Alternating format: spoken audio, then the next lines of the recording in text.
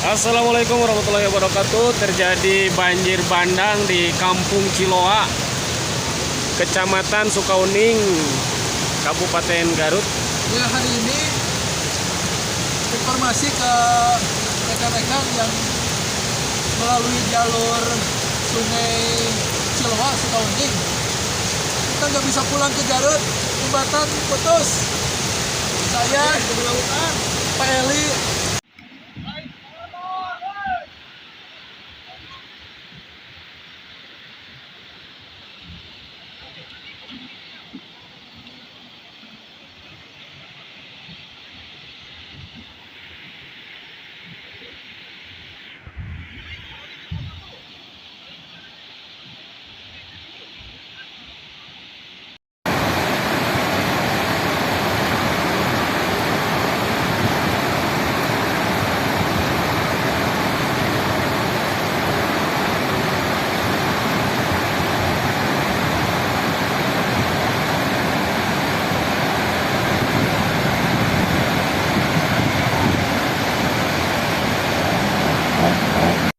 Bumina rusak di lorong.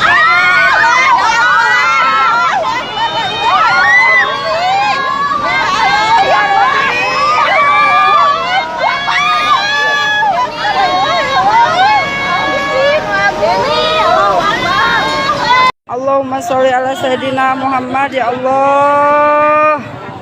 Ya bumi kakeum Gusti. Ampun ya Allah. Tapi ya tak arah ya jalmina terus kala luar. Keluar mungkin. Sadayana. Alhamdulillah.